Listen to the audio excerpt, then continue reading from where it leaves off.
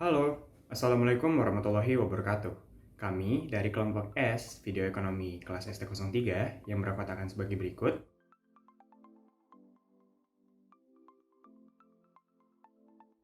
Akan menampilkan video pembelajaran mata kuliah ekonomi yang berisi materi pada pertemuan ke-14 yaitu kebijakan moneter. Nah, tanpa berlama-lama lagi, langsung saja kita simak video berikut ini. Kebijakan moneter adalah sebuah kebijakan yang dikeluarkan oleh bank sentral dalam bentuk pengaturan persediaan uang untuk mencapai tujuan tertentu. Kebijakan moneter pada dasarnya merupakan suatu kebijakan yang bertujuan untuk mencapai keseimbangan internal, pertumbuhan ekonomi yang tinggi, stabilitas harga, pemerataan pembangunan, dan keseimbangan eksternal yang meliputi keseimbangan neraca pembayaran, serta tercapainya tujuan ekonomi makro, yakni menjaga stabilisasi ekonomi yang dapat diukur dengan kesempatan kerja, kestabilan harga, serta neraca pembayaran internasional seimbang.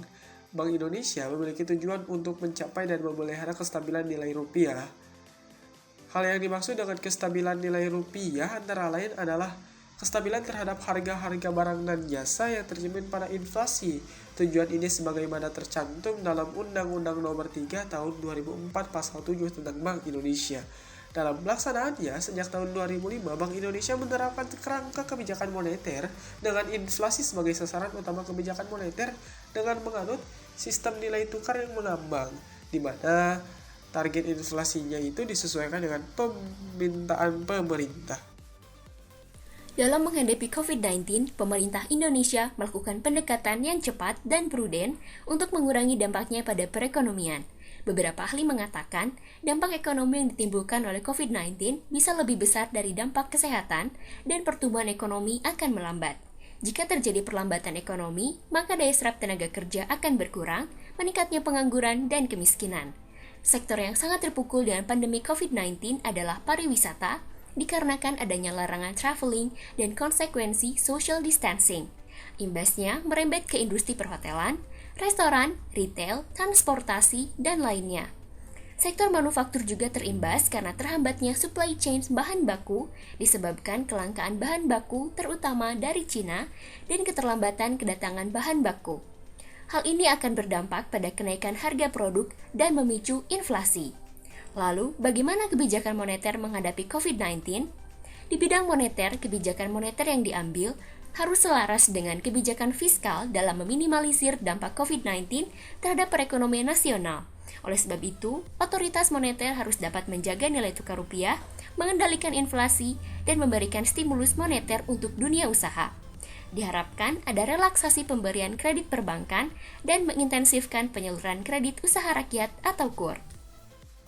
Pemerintah Indonesia mengambil kebijakan yang komprehensif di bidang fiskal dan moneter untuk menghadapi COVID-19.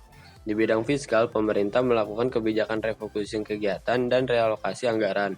Untuk itu, Presiden RI Joko Widodo menerbitkan Inpres Nomor 4 Tahun 2020 yang menginstruksikan seluruh menteri atau pimpinan atau gubernur atau bupati atau wali kota mempercepat refocusing kegiatan, realokasi anggaran, dan pengadaan barang jasa penanganan COVID-19. Kementerian Keuangan juga menerbitkan PMK 23 tahun 2020 yang memberikan stimulus pajak untuk karyawan dan dunia usaha, yaitu pajak penghasilan karyawan ditanggung pemerintah, pembebasan pajak penghasilan impor, pengurangan angsuran PPh pasal 25.